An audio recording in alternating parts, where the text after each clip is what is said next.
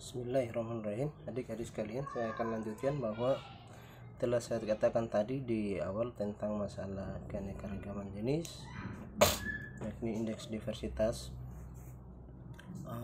Di sini untuk indeks kekayaan jenis itu cukup banyak, itu sampai 13 indeks yang menjelaskan tentang kekayaan jenis.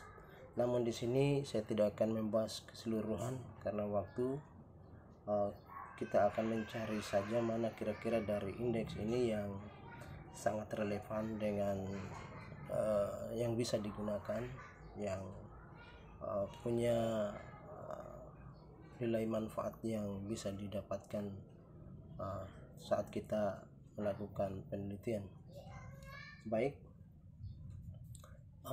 dari 13 nilai indeks ini yang saya coba berikan warna merah ini yang mungkin saya tidak akan bahas secara luas, tetapi secara teorinya tetap saya sebutkan. Kita tidak akan masuk di dalam model-model perhitungannya. Baik, ketika kita membicarakan indeks kekayaan jenis itu berbeda dengan kepadatan jenis. Kekayaan jenis itu, indeks kekayaan jenis ini dicatat baik-baik bahwa dia adalah jumlah spesies yang kita inginkan. Jadi jumlah spesies dalam jumlah per jumlah individu atau biomasnya. Nah, jadi dia tidak pernah menyebutkan tentang kawasan atau luasan tertentu. Begitu. Sedangkan kepadatan jenis ini berbeda. Jadi kekayaan jenis dan kepadatan jenis itu sangat jauh berbeda. Kalau kepadatan jenis itu jumlah spesies dalam satuan luas. Jadi berapa jumlah spesiesnya dalam satuan luas. Sedangkan untuk kekayaan jenis tadi jumlah spesies dalam satuan jumlah individu per jumlah individunya. Jadi jumlah individu setiap spesies itu berapa jumlah individunya. Seperti yang saya katakan sebelumnya bahwa ada 4 spesies A, B, C, D. Nah, spesies A berapa jumlah individunya, spesies B berapa jumlah individunya, dan seterusnya. Sehingga perbedaan dari kedua antara kekayaan jenis dan kepadatan jenis terletak pada luas satuan. Kekayaan jenis tidak pernah menyinggung tentang luas satuan, luas wilayah, luas tempat. Jadi bukan jumlah individunya, jumlah spesiesnya dalam satuan luasnya. Nah, ini harus dicatat baik-baik. Sangat berbeda sekali. Sehingga di dalam pengambilan teknik pengambilan kepadatan jenis dan kekayaan jenis itu jauh berbeda. Ketika kita menggunakan indeks kekayaan jenis, kita tidak boleh melakukan metode pengambilan contoh seperti metode pengambilan contoh pada kepadatan jenis. Dan ini banyak sekali saya dapatkan di dalam skripsi yang mahasiswa itu keliru di dalam menempatkan tentang indeks kekayaan jenis dan indeks kepadatan jenis. Nah, mereka menggunakan indeks kekayaan jenis, tetapi metode pengambilan contohnya adalah metode pengambilan contoh untuk mengamati kepadatan jenis, karena mereka berdasarkan luasan transek, luasan kawasan. Nah, ini keliru. Nah, sehingga ketika menggunakan indeks kekayaan jenis diabaikan semua yang namanya luasan. Nah, itu. Nah, sekarang kita berbicara tentang tidak menggunakan luasan untuk melihat berapa jumlah spesies yang ada di dalam suatu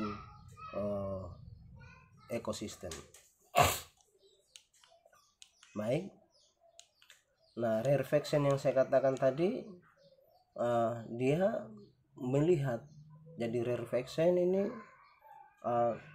mencoba untuk melihat, mengamati, menghitung berapa sebenarnya jumlah spesies yang ada di dalam suatu kawasan dengan melihat jumlah spesies dan jumlah individunya.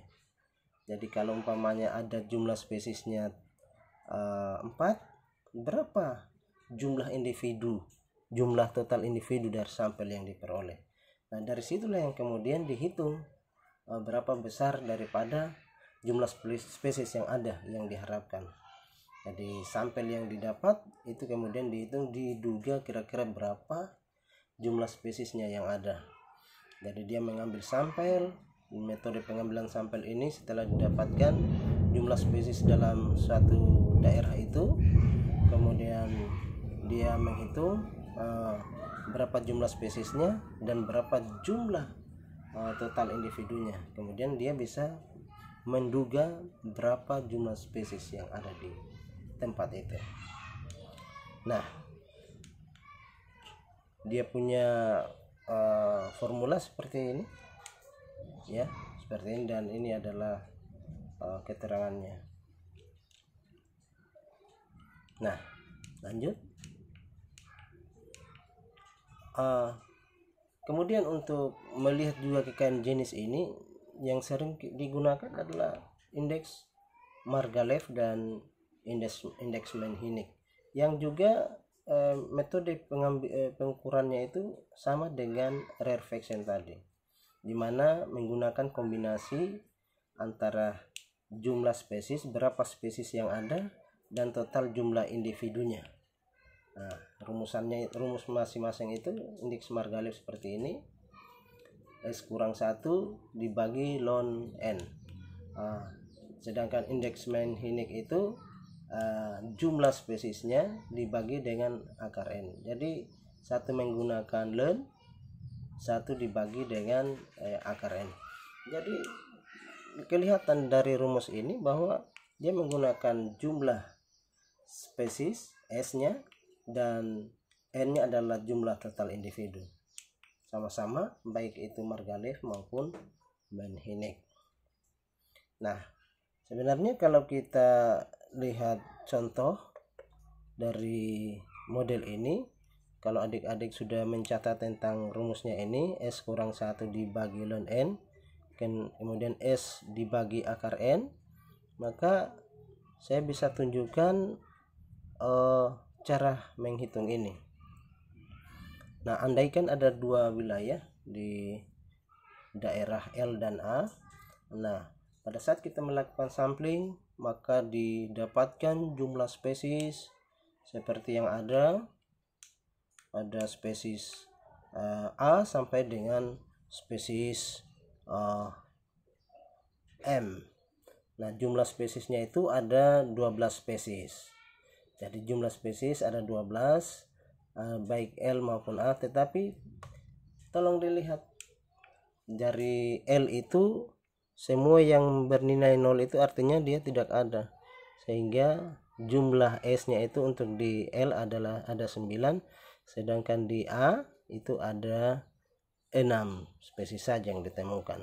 Nah, kemudian N-nya itu tinggal ditambahkan saja jumlah setiap spesies. Untuk spesies A di daerah L didapatkan 9 ekor, B 3 ekor, dan seterusnya. Begitu pula spesies A untuk di daerah spesies A di daerah A itu jumlahnya 1, C spesies C jumlahnya 1. Setelah dihitung, dijumlahkan, dia untuk di L ada 23 ekor, dan kemudian di A itu ada 13 ekor. Jadi yang paling penting dari sini adalah jumlah S-nya dan jumlah N-nya. Setelah didapat, tinggal dimasukkan ke dalam formula yang ada. Nah, di dalam formula ini tinggal dihitung. Kalau untuk L tadi 9 dengan 23. 9 23 berarti kalau ini tadi 9 ekor, berarti 9 kurang 1 dibagi ln 23. Nah, begitu pula di sini 9 dibagi akar 23. Nah, kira-kira demikian. Jadi sebenarnya tidak terlalu susah. Begitu pula di daerah A. Nah, itu tadi contoh perhitungannya. Nah, ini sehingga kita dapatkan sekian, dapat untuk nilai ini di daerah L, dan daerah untuk Margalef dan Mann-Hinnick 1,87. Nah, dari dua ini terlihat bahwa nilai Margalef lebih tinggi dibanding Manhinik. Nah, ini setiap indeks, setiap daerah, setiap tempat itu mempunyai setiap indeks itu mempunyai nilai yang berbeda-beda. Lanjut,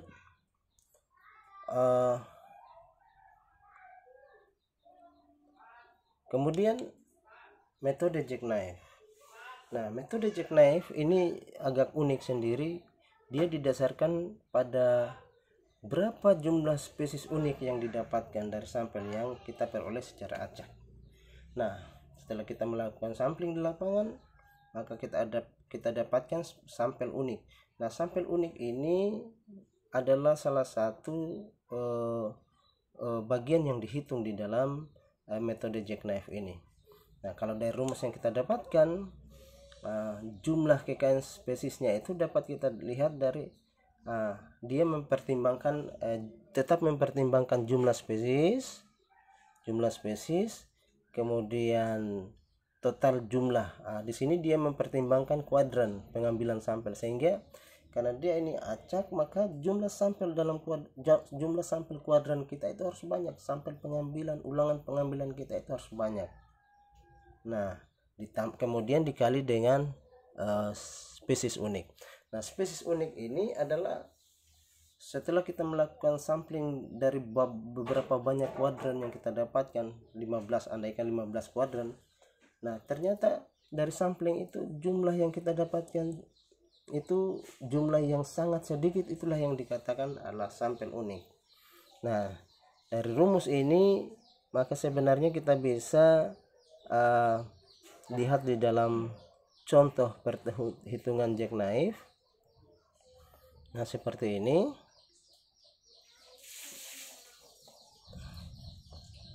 Nah, ini dari satu daerah yang kita lakukan riset, kita dapatkan dan kita melakukan ulangan 10 kali, maka kita mendapatkan ternyata ada sebesar 5 spesies yang unik. Nah, sehingga itu menjadi catatan. Dari mana kita melihat dia itu adalah spesies unik? Nah, dari pengambilan yang 10 kali pengambilan, kita mendapatkan spesies dari A sampai O, dan terlihat bahwa dari sampel yang kita dapatkan ini untuk setiap pengambilan umumnya kita dapatkan 2, 3, 4 kali pada satu ulangan. Tetapi untuk yang unik itu hanya kita mendapatkan sekali dalam penarikan kuadran. Nah, ini satu. Kemudian di spesies I hanya satu kali dalam kuadrannya ditemukan. Spesies J juga hanya satu kali di ulangan kedua. Nah, begitu pula K di ulangan ketiga yang satu kali. Nah, kemudian N. Setelah diperhatikan maka kita lihat berapa jumlah ini, 1, 2, 3, 4, 5. Nah, dengan demikian maka sampel uniknya itu ada 5. Dengan begitu kita bisa menghitung tadi. Nah, tinggal S nya berapa, jumlah spesiesnya, jumlah spesies itu, kemudian N nya itu adalah sampel jumlah total kuadran, ada 10, berarti 10 kurang 1 dibagi dengan N kali 5 dibagi 10 kali 5. S nya adalah jumlah spesies, ada 14 spesies. Maaf, ada 14 spesies, iya. Nah, sehingga kita dapatkan 14 tambah 9 bagi 10 dikali 5. 9 ini dari 10 kurang 1 ini ya. Kuadrannya 10 kurang 1, 9 dibagi 10 ya. Kemudian kali 5. Selesai. Kita mendapatkan berarti jumlah spesiesnya itu sekitar 18,5. Jadi walaupun dia hanya mendapatkan 14 spesies, sebenarnya di daerah itu kemungkinan spesies yang tidak kita dapat amati itu ada sekitar penambahan sekitar 4 spesies lagi. Jadi ada 18 spesies kira-kira demikian. Baik, kita melangkah pada metode catatan sebelum itu bahwa jumlah spesies unik ini harus diperhatikan betul. Artinya nilai maksimum kekayaan jenis yang diestimasi dengan metode ini itu 2 kali dari jumlah yang diamati. Artinya hal ini dapat digunakan dalam komunitas bila jumlah spesies unik itu harus besar. Jadi kalau jumlah spesies uniknya itu hanya 1 atau 2, maka nilai yang kita akan dapatkan bisa menjadi bias. Nah, sehingga apa yang harus kita lakukan? Memperbanyak penarikan ulangan 10, 15, 20 dan seterusnya. Dengan begitu maka akan menghindari kesalahan di dalam menentukan berapa kekayaan jenis yang kita dapatkan dari metode jackknife ini. Nah, kemudian metode bootstrap ini sebenarnya pengembangan dari metode jackknife. Hanya dia coba menggunakan simulasi komputer untuk mengestimasinya, sehingga seri kuadrannya itu bisa dengan jumlah yang lebih besar, yang tidak bisa mungkin kita akan dapatkan seperti kita mau melakukan pada saat di sampling. Nah, kalau sampling itu hanya kita mampu 5, 10, 15, 20, 25, ini dengan kita mendapatkan data seperti tadi, kemudian kita tingkatkan dengan simulasi, bisa dengan 100, 500. Kalau umpamanya dia 100 kuadran, kira-kira berapa jumlah sampelnya? Kalau 500 kuadran, kira-kira berapa jumlah spesies yang kita dapatkan di situ? Kira-kira begitu. Nah, ini formula dari bootstrap. Nah, selanjutnya indeks Simpson. Nah, pengembangan daripada metode indeks kekayaan jenis ini tidak hanya melihat berapa jenis yang ada, tetapi mereka mencoba sudah melihat pada indeksnya ini. Nah, indeks ini mencoba untuk melihat tingkat keanekaragaman jenis yang ada dengan menggunakan indeks tertentu. Nah, di sini Simpson sudah mulai mengembangkan metode ini di mana dia melihat tidak hanya pada jumlah spesies dan jumlah total individu seperti pada Rarefaction, Margalef, jackknife tadi, Menhinnick, Margalef dan jackknife.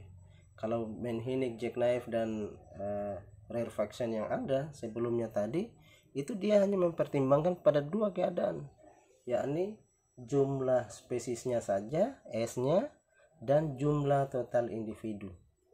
Namun di sini untuk indeks Simpson ditambah lagi 1, yakni adalah proporsi pada total jumlah individu dalam setiap spesies. Artinya berapa dia sudah mempertimbangkan jumlah spesies, jumlah individu dalam setiap spesies. Catat, jumlah individu dalam setiap spesies. Dia sudah mempertimbangkan seperti itu, yang disebut dengan NI-nya berapa dibagi dengan N-nya. Nah, itu. Jadi dia sudah mempertimbangkan proporsi itu. Karena ternyata memang keanekaragaman itu dipengaruhi oleh proporsi dari total individu dari setiap spesies. Dari setiap spesies ya. Gitu. Nah, untuk perhitungan dari model ini sebenarnya populasi ini dasarkan pada kondisi populasi yang berhingga maupun yang tidak berhingga. Nah, ingat pada perhitungan-perhitungan yang model seperti ini, kesalahan yang banyak kita dapatkan adalah kuadran yang kita tempatkan ini sangat kecil, sehingga nilai yang kita dapatkan umumnya bias. Dan ini banyak sekali saya dapatkan pada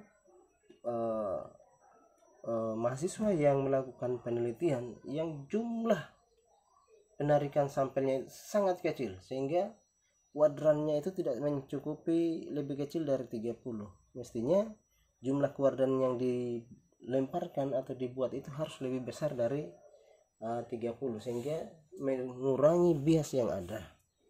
Nah, untuk perhitungan daripada model dari indeks Simpson ini itu ada dua, ada yang populasinya itu berhingga dan ada populasi yang tidak berhingga.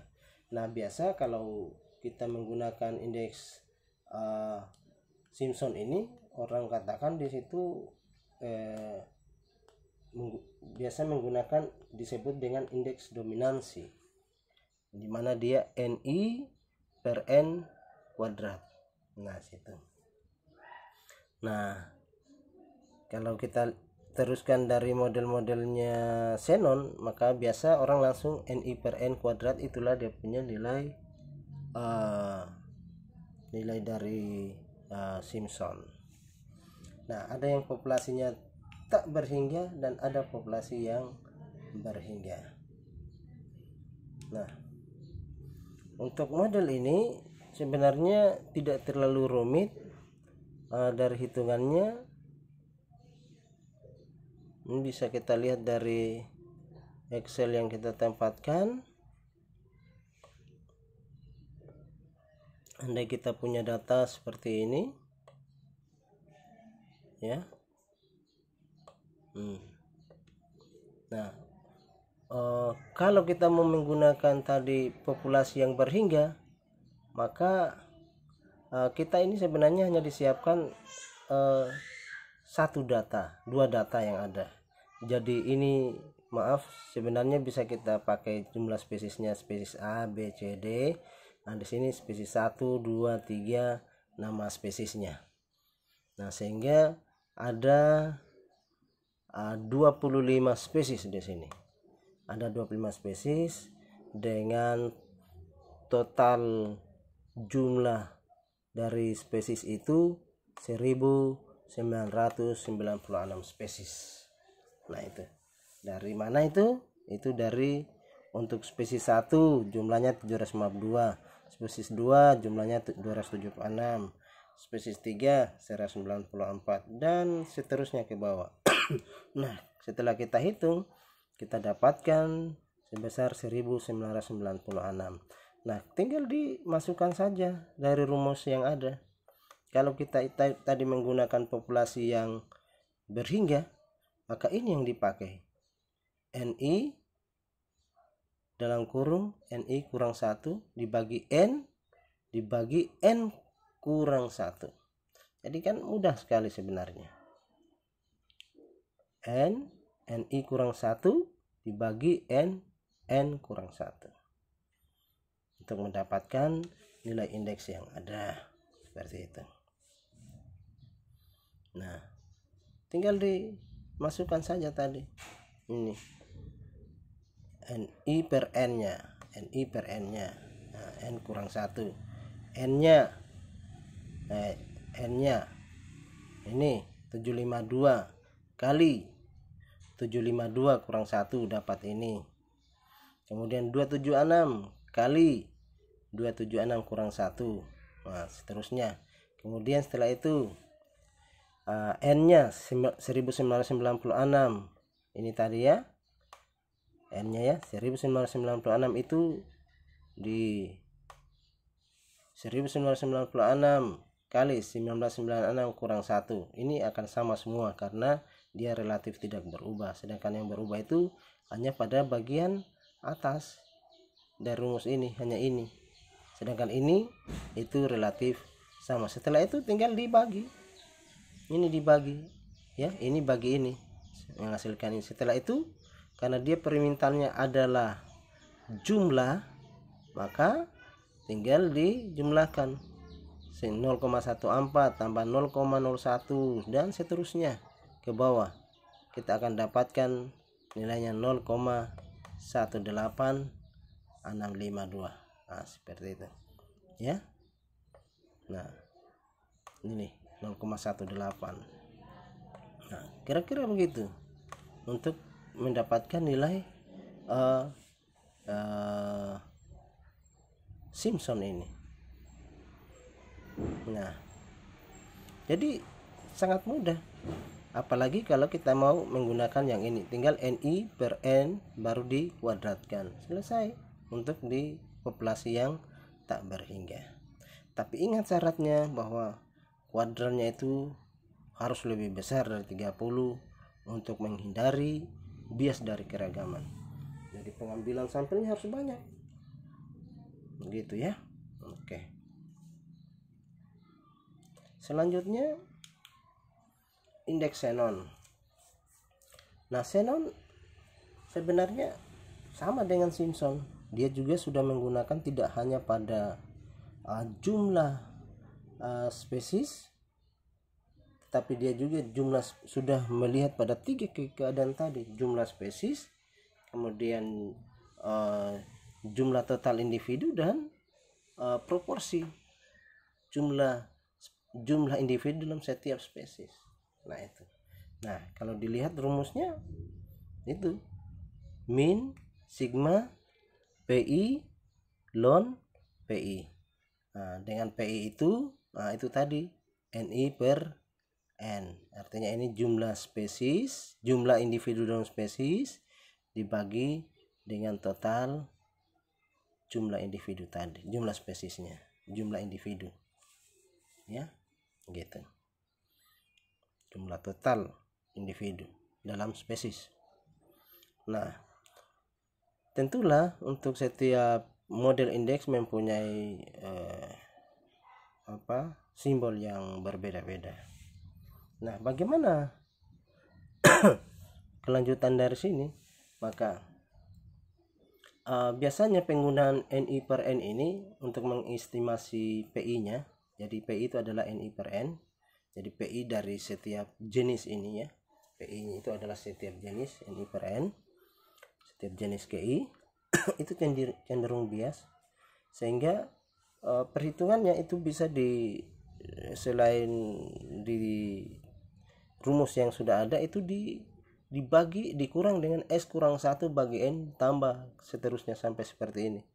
Ini untuk meningkatkan jumlah di dalam nilai indeks, karena biasa kecenderungan indeks ini bias, sehingga ditingkatkan dengan cara meningkatnya indeks ini meningkat dengan meningkatnya jumlah spesies dan dapat mencapai nilai yang sangat tinggi. Jadi memang kelemahan dari indeks ini adalah dia meningkat terus dengan bertambahnya jumlah spesies. Itu. Nah, kadang-kadang memang kisarannya itu sebenarnya di 1,5 sampai 3,5, sehingga ketika orang melihat nilai di atas 3 itu menunjukkan bahwa keanekaragaman sudah sangat tinggi gitu. Nah, secara teori memang H maksimum itu atau keanekaragaman maksimumnya itu harus sama dengan ln S ya. Berapa jumlahnya itu, kalau kita lnkan S-nya jumlah spesies, kita dapatkan ln S-nya, maka harapan kita H max-nya itu sekitar itu, kira-kira seperti itu ya. Nah, ternyata nilai indeks keanekaragaman Shannon ini, karena dia tadi menggunakan pengambilan yang bisa berulang kali, kemudian ada sampel yang kita dapatkan yang harusnya diambil secara acak itu, maka sebenarnya dia punya nilai ini bisa terdistribusi secara normal, sehingga bisa menggunakan statistik parametrik untuk menguji apakah dari nilai varians yang ada, apakah beberapa keragaman pada daerah yang satu dengan yang lainnya itu sama. Itu bisa kita uji dengan uji T seperti ini ya. Nah, untuk melihat varians dari keanekaragaman di stasiun 1 dengan keragaman di stasiun lain, apakah 2 atau 3, stasiun 2 dengan 3, bisa dibandingkan seperti itu kalau kita mau menguji. Tapi syaratnya harus betul-betul jumlah sampel yang kita dapatkan itu harus sangat banyak. Nah, hitungannya pun tidak susah sebenarnya untuk keragaman dari Shannon ini. Nah, dia tadi kalau kita lihat PI ln PI. PI itu adalah NI per N. Nah, kalau kita perbesar ini seperti ini, maka dengan spesies yang ada, spesies 1, 2, 3, dari jumlah spesies ada 20 spesies, S-nya 20, S-nya 20, maka dengan spesies 1 itu jumlahnya 35, spesies 2 jumlahnya 26, spesies 3 jumlahnya 25. Kita tinggal lihat, ini kita sudah tahu jumlah spesies ada 20. N-nya berapa? N-nya kita tinggal jumlahkan nilai ini ya. Ini N-nya, ini N-nya ya. 170, sedangkan ini adalah S-nya, ada 20 spesies, tulis 20. Nah, tinggal kita masukkan ini ya. PI itu dari mana? PI itu adalah NI per N. NI per N itu adalah NI-nya dibagi dengan N-nya. N-nya adalah 170. Jadi 35 bagi 170, 26 bagi 170, 25 bagi 170 dan seterusnya. Itu untuk PI. Ln PI-nya gimana? Tinggal dilonkan. Dilonkan PI-nya ya. Ya, dilonkan ini. Jadi ln 0,20 gitu kan. Ln 0,15, ln 0,14 dan seterusnya ke bawah. Setelah itu, karena dia sudah PI ln PI, tinggal PI kali ln PI. 0,20 kali min 1,58 dapat ini. Ya. 0,15 kali min 1,87 kan dapat ini. Nah, setelah itu apa yang dilakukan? Tinggal dihitung jumlahnya. Nah, dengan menghitung jumlahnya, maka kita akan dapatkan berapa sebenarnya dia punya indeks keanekaragaman xenon. Nilainya adalah 2,4. Nah, 2,40.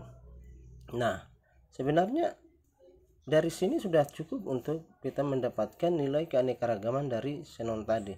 Kalau mau ingin dilanjutkan dengan hitungan yang saya sebutkan tadi, tinggal dilihat S-nya kurang 1, S-nya berapa tadi? Itu ada 20 kurang 1 dibagi 170 tambah 1 kurang dan seterusnya ke sana ya. 1 kurang sigma PI-nya, dilihat dulu PI-nya berapa? NI per N. Totalnya jumlahnya di pangkat min 1 dibagi 12 kali 170 pangkat 2 dan seterusnya ke arah sana ya. Ingat, PI itu adalah NI per N ya, seperti itu. Nah, itu untuk indeks xenon. Kemudian kita melangkah pada indeks Brillouin. Nah, indeks Brillouin dia itu adalah, kalau indeks xenon itu organisme yang kita ambil itu harus betul-betul organisme yang distribusinya itu mengikuti pola yang acak. Kalau pola distribusi organisme ini tidak acak, maka tidak boleh dipaksakan dengan menggunakan indeks xenon, tetapi kita harus menggunakan indeks Brillouin. Nah, untuk indeks-indeks yang tidak terdistribusi acak sampelnya, yang mengelompok, nah atau seragam, itu bisa digunakan indeks Brillouin. Nah, tapi kalau yang acak di alam, yang peluang terambilnya itu satu spesies itu ada, 2 spesies itu ada, itu silakan digunakan indeks xenon. Makanya dari hal-hal seperti ini kita harus berhati-hati menggunakan nilai indeks. Apakah kita menggunakan indeks xenon atau kita bisa menggunakan indeks Brillouin atau indeks yang lain. Nah, itu pilihan-pilihan yang bisa kita lakukan, tidak terpaku pada nilai indeks xenon semata. Nah, untuk perhitungan nilai indeks Brillouin ini relatif sangat mudah. Dia juga sudah mempertimbangkan tentang jumlah spesies, jumlah total individu, dan jumlah proporsi jumlah individu dalam spesies. Nah, ini nilai indeks Brillouin ini cukup baik untuk menggambarkan organisme-organisme yang tidak terdistribusi secara acak. Nah, kalau kita lihat sebenarnya dari hitungan, mungkin kita bisa lihat hitungannya di sini untuk indeks Brillouin ini.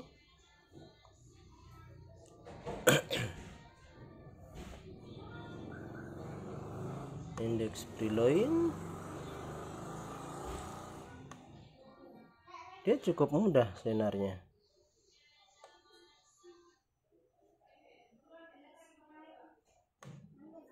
Nah, indeks Shannon dan indeks Brillouin ini kalau kita lihat,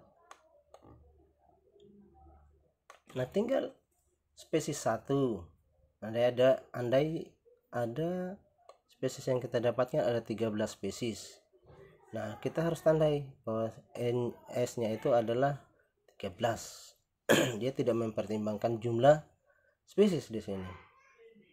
Nah, kemudian ada jumlah individunya, spesies 1 jumlahnya 17, spesies 2 15. Nah, tinggal kita hitung berapa 17 tambah 15 tambah 11 dapat 67. Itulah N-nya. Nah, kemudian dia ln NI. Nah, ini harus hati-hati, ada penggunaan tanda seru di dalam matematik. Itu 17 berarti harus dihitung ln 17 5.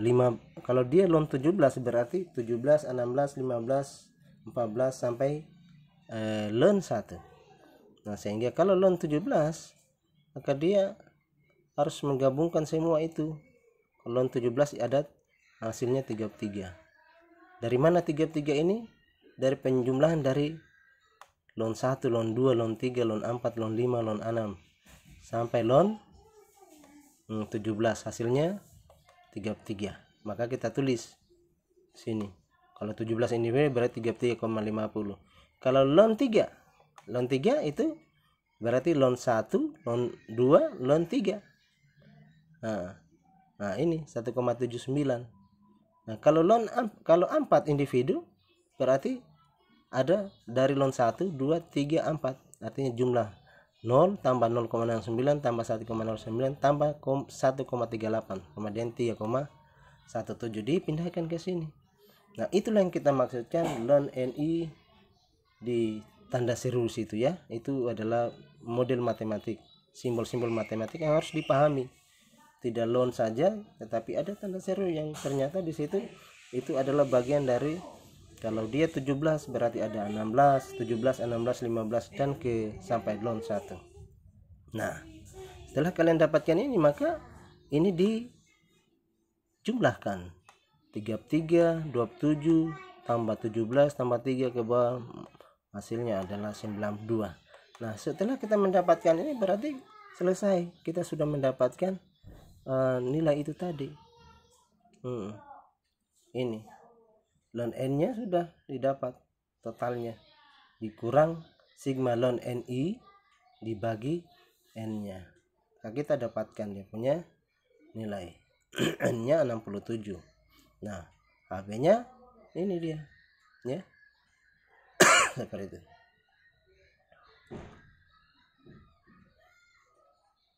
Begitu ya. Nah, ini 1,87 hasilnya ya. Jadi kalau kita lihat dari rumusnya tadi, ln N kurang sigma ln NI dibagi N. Ln N ya, ln N kurang sigma ln NI. Nah, itu ya. Ini ln N nya, ln N ini dari mana? Dari penjumlahan total dari sini. Nah, Dari mana itu 67? Ini karena dia tadi dia sebutkan 67. Ini berarti 67, 66, 65, 64, 63, 62 sampai dengan 1 baru dijumlahkan. Nah, hasil penjumlahannya itulah itu 217 ya. Nah, 217 kurang 92 gitu kan. Baru dibagi dengan n-nya. Ini n-nya. Bagi 67. Ya 217 dari semua totalnya 67 ini ya. Jadi banyak. 67, 66, 65, 64 karena dia punya n-nya itu adalah 67. Tanda seru. Ini rumus ini ya. Ini 67, 66, 65 sampai 1. Nah, dikurang ln NI-nya. NI itu tadi dari hasil ini ya. Dapat ini. Nah, kira-kira demikian. Nah, dari dua nilai indeks ini pada indeks Brillouin maupun indeks Shannon, maka kelihatan sekali bahwa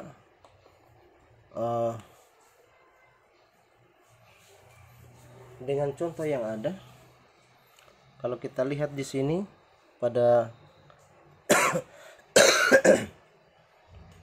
pada spesies sampai J, ini 1 2 3 4 5 6 7 8 9 10, ada 10 spesies. Pada beberapa lokasi ada 3 tempat ini dengan pengambilan yang sudah kita lakukan, maka kita dapatkan spesies A untuk lokasi 1 ada 10 ekor, lokasi 2 5, lokasi 3 10 dan seterusnya. Nah, apa yang saya ingin tunjukkan di sini antara perbandingan dua indeks yang Shannon dan Brillouin. Nah, dari indeks Shannon dan Brillouin ini terlihat bahwa pada lokasi 1 itu mempunyai jumlah spesies yang sama banyaknya dengan jumlah spesies yang ada di lokasi 2. Lokasi 1 mempunyai 10 jenis spesies, 10 jenis. Lokasi 2 juga mempunyai 10 jenis. Ya. Ini 10 jenis, lokasi 2 juga 10 jenis. Nah, dengan menggunakan indeks Shannon, dengan menggunakan nilai indeks Shannon, maaf, ini 10 spesies, ini pula 10 spesies. Nah, itu dari jumlah spesiesnya. Tapi dari jumlah individu dalam spesies itu berbeda. Di sini ada 10 berarti totalnya 100 spesies. Ini 5 berarti dia 50 spesies. Maaf, 50 jumlahnya 50 dalam spesies ya, dalam spesies itu. Nah, jadi 100 ini 50. Nah, pada indeks Shannon dengan model yang seperti ini, dia tidak mempertimbangkan jumlah individunya, ya, tidak mempertimbangkan jumlah individu dalam spesies, tidak mempertimbangkan jumlah individu dalam spesies, karena di sini yang 100 dan di sini yang 50 itu mempunyai indeks Shannon yang sama, 2,3. Paham? Jadi jumlah spesiesnya di sini 10, di sini 10. Tapi jumlah individu dalam spesies di sini 100, di sini 50. Semestinya kan jumlah itu tadi berbeda. Dengan jumlah yang berbeda menghasilkan indeks Shannon yang berbeda. Tetapi dia tidak betul-betul mempertimbangkan jumlah individu dalam spesies. Tetapi dia hanya mempertimbangkan kalau jumlah spesiesnya sama banyaknya, di sini 10 spesies, di lokasi 1 dan lokasi 2 10 spesies, maka indeks Shannonnya akan sama. Terlihat sekali di lokasi 2 dan lokasi 3. lokasi 2 yang jumlahnya itu ada, jumlah spesiesnya ada 10 dengan nilai 50 untuk jumlah individu dalam spesiesnya.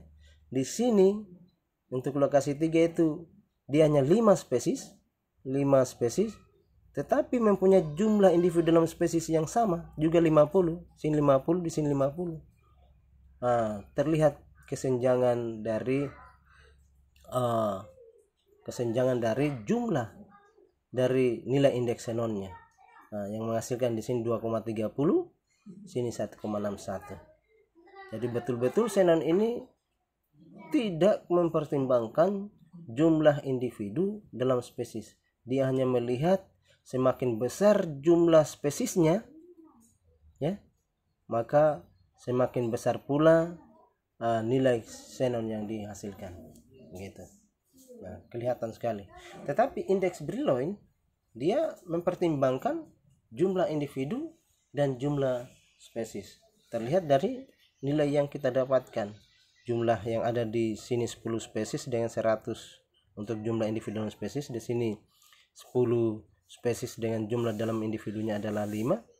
Kelihatan 2,3 dan 2,01. Nah, lokasi 2 dan 3 juga akan menjadi sangat senjang. Dengan walaupun di sini jumlah spesiesnya di sini 50, di sini jumlah individu dan spesies kecil, sama-sama 50, tetapi jumlah spesiesnya sedikit, hanya 5, di sini 10, maka nilainya lebih besar di lokasi 2 dibanding lokasi 3. Ini tergantung dari setiap orang untuk bisa membaca ini sebenarnya. Lanjut adalah indeks McIntosh. Nah, indeks McIntosh ini adalah indeks keragaman didasarkan pada suatu komunitas yang melihat jumlah spesies itu sebagai jarak. Jadi semakin banyak dia punya jumlah spesies, maka itu akan dirubah di dalam dimensi jarak. Nah, dia juga sudah mempertimbangkan tentang proporsi daripada jumlah individu dalam setiap spesies. Ini NI ya, NI kuadrat. Nah, jadi N-nya dengan akar N, jadi NI-nya ya di sini. Jadi D sama dengan N, jadi jumlah total individu dikurang U, ini akar N, akar sigma NI, di sini akar sigma NI. Di sini berarti tinggal dimasukkan berapa jumlah dari individu dalam jumlah individu dalam setiap spesies. Nah, ini yang dirubah di dalam jarak tadi ya. Ini. Nah, ini bisa kita lihat di dalam contoh hitungannya.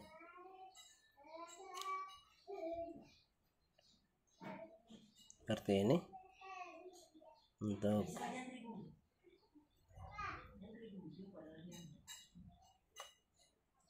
Brillouin, McIntosh. Nah, ini.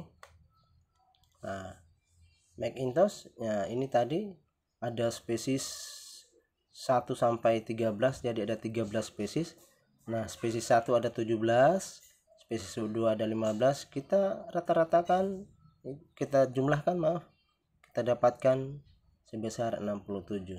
Tinggal dihitung dia punya NI kuadrat. Tinggal ini 17 kuadrat, 15 kuadrat dapat ya. 11 kuadrat. Nah, dirubah karena dia permintaannya tadi adalah di NI kuadrat. Nah, dari rumus yang ada ini ya, NI kuadrat. Jadi 17 kuadrat, 15 kuadrat tadi dimasukkan sini. Nah, tetapi sudah dalam bentuk sigma. Nah, kalau sigma berarti ini harus dijumlahkan. 289, 225 dapat 705. Tinggal dimasukkan ke dalam rumus McIntosh ya. Nah, dihitung, bisa dihitung sini, tinggal dimasukkan. Ini 67 kurang akar dari sigma NI kuadrat tadi. Sigma NI kuadratnya berapa? Nah, itu ya, sigma NI kuadrat.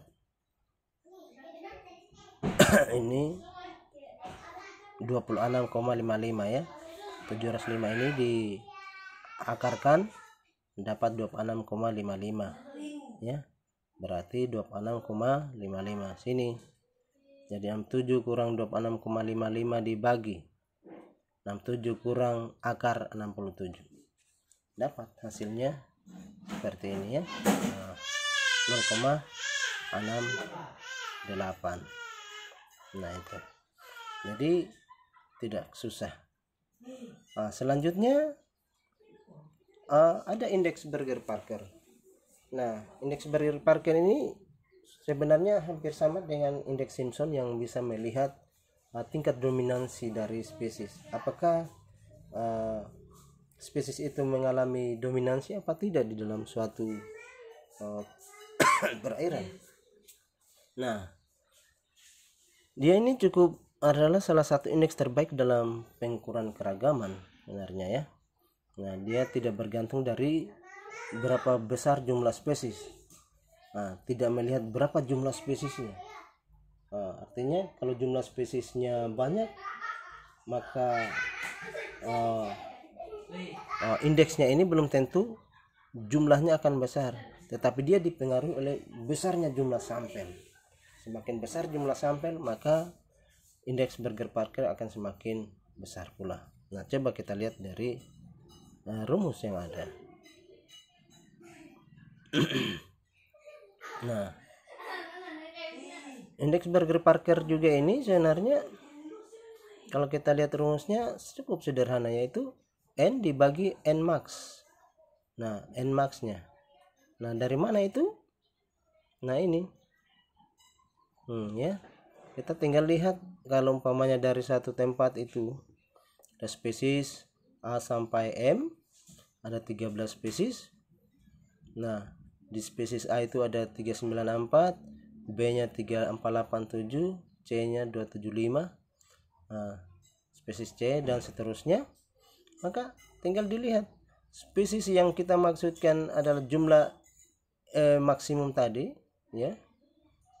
N max-nya itu adalah jumlah yang paling banyak dari spesies yang kita dapatkan. Dari stasiun ini mana yang paling besar angkanya? Yang paling banyak dapat ini 3487. Itulah N max-nya. Sedangkan N-nya adalah ini. Jadi N bagi N max ya. Sehingga dapat indeks Berger-Parkernya. Jadi N bagi N max 488 bagi 3487. Nah, sama ini 5681 yang paling besar dibagi dengan 8965 dapat 1,5.